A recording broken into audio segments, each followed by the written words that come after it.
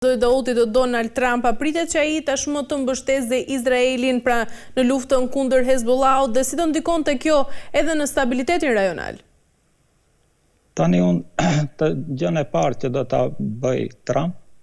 do ta shkarkoj përfaqësuesin e qeverisë amerikane për Libanin, i cili quhet Hochstein dhe i cili është qifut dhe është pjesëtar i ushtrisë së Izraelit, vetëm që ka shtetësi amerikane dhe e përfaqëson Amerikën në negociatat me Libanin. Hochstein u përpoq që të bëj krizë politike në Liban dhe gjatë gjithë udhëtimeve të tija në Liban i kërcënonte politikanët libanes se Izraeli dhe Amerikanët do t'i zhdukin ata dhe besoj që Trump gjën e parë që do ta bëj, do ta shkarkoj qifutin Hochstein dhe besojmë që do të dërgoj ndonjë diplomat me përvojë i cili do të jetë i paanshëm dhe do të përpiqet që të gjejë zgjidhje. Zgjidhja kuptohet që do të jetë që Izraeli mos e bombardoj Libanin, Izraeli të ndërpres gjenocidin në Gaza dhe në një situatë të tillë do të formohen kushtet për negociata me shteteve arabe dhe Izraelit, po edhe shteteve arabe me Iranin, kështu që do të sillte një paqe në lindjen e mesme dhe do të mbroheshin interesat amerikane në lindjen e mesme, për shkak se nëse situata eskalon dhe përshkallëzohet, humbësi më i madh përveç Izraelit do të jenë edhe interesat e Amerikës në lindjen e mesme dhe do të detyrohen që amerikanët si një perandori në shuarje të tërhiqen nga lindjen e mesmes, për shkak se nuk do të kenë mundësi që ti kenë bazat ushtarake atje, për shkak se do të jenë në rrezik permanent nga një goditje ushtarake prej Iranit, po edhe grupeve tjera të rezistencës, si në Siri, në Irak dhe kështu me radhë. Pra po thoni zoti Dauti se tashmë Donald Trump pra do të synojë edhe marrëveshje tjera paqeje mes Izraelit dhe vendeve arabe, po ashtu si Arabia Saudite? Po, kuptohet. Tani iniciator kryesor i kësaj iniciative ishte dhëndri i tij Kushner. Kushner i ka marrëdhëniet e mira me mbretin apo trashëgimtarin e mbretënisë së Arabisë Saudite Mohammed bin Salman. Tani kuptohet që Arabia Saudite ndihet pak më e sigurt me ardhjen e Trumpit në pushtet, po çështja krejt do të mvaret kush do të jetë ministri i punëve të jashtme dhe se Kushner a do ta ketë atë pushtet. Mirëpo Arabia Saudite tani është i vetëdijshëm se Irani është përforcuar shumë dhe me mbështetjen që e ka në Yemen mund të izolojnë edhe Arabinë Saudite. Prandaj edhe Arabia Saudite nuk do të sillet si më herët kur e goditte Yemenin dhe bënte armiqësi kundër Iranit dhe lobonte në Washington që të bombardohet dhe sulmohet Irani. Arabia Saudite është e vetëdijshme që Irani dhe grupet e rezistencën janë forcuar shumë dhe do të ishte në interes të Arabisë Saudite që ta ruajnë pushtetin e tyre, që mos kenë armiqësi me Iranin dhe besoj unë që ata do të lëbojnë kësaj radhe te Trumpi që mos e godisi Iranin për shkak se rrezikohet edhe pushteti i mbretërisë saude në Arabinë Saudite nëpërmjet një sulmi të mundshëm nga Jemeni, ku Huthit janë përforcuar shumë dhe janë në linjë kufitare me Arabinë Saudite dhe mund t'i godisin të gjithë caqet dhe stacionet energjetike të Arabisë Saudite, me çka Arabia Saudite, nëse nuk mund të prodhojë naftë, do të hyrë në një krizë të madhe ekonomike dhe si rezultat mund vinë të rebelioni banorëve të Arabisë Saudite dhe ndrimin e pushtetit.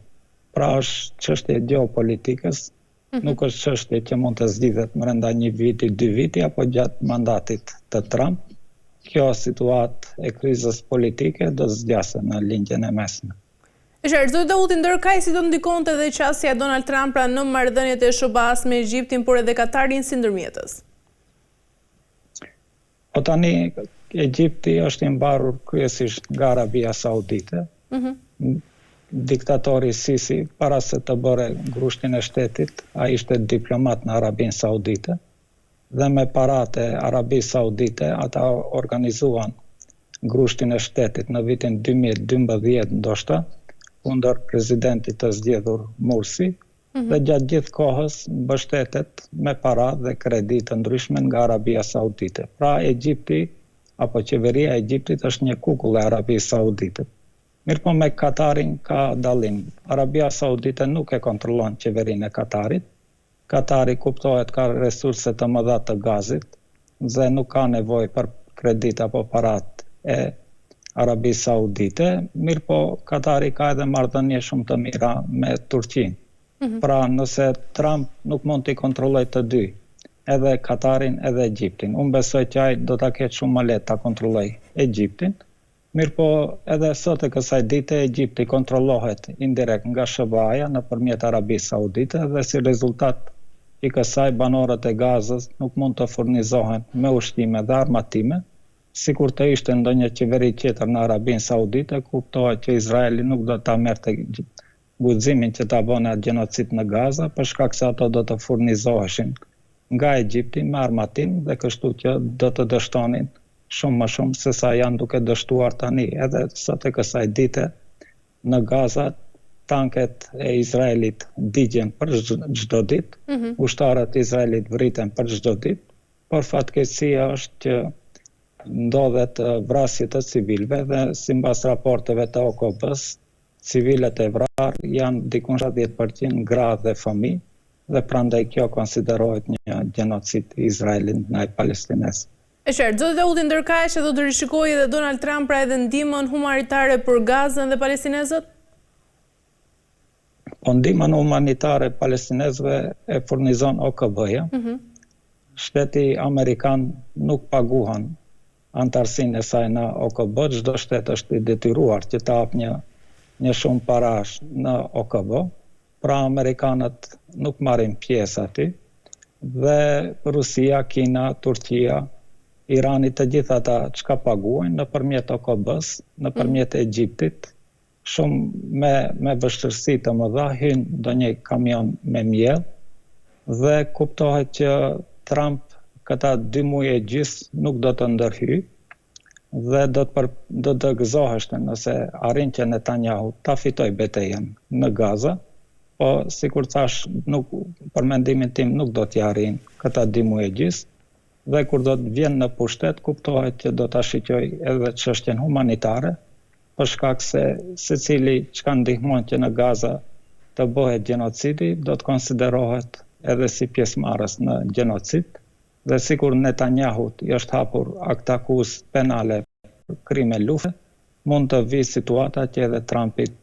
në një të ardhme të hapet kundër tij një padik për krime të lufte, për shkak se e mbështet qeverinë e Izraelit për të kryer gjenocid. E qartë, mirë zoti Daudi, për ta mbyllur sepse jemi në fund tashmë, si do ndikojë ndërkaq pra edhe Trump në marrëdhëniet e ndërlikuara mes Izraelit por edhe vendeve me ndikim iranian? Tani vendet me ndikim iranian kush janë? Është Jemeni, është Libani, është Iraku, është Siria. Pra, si duket Irani ka ndikim të madh në lindjen e mesme. Vendet me ndikim amerikan është Izraeli, është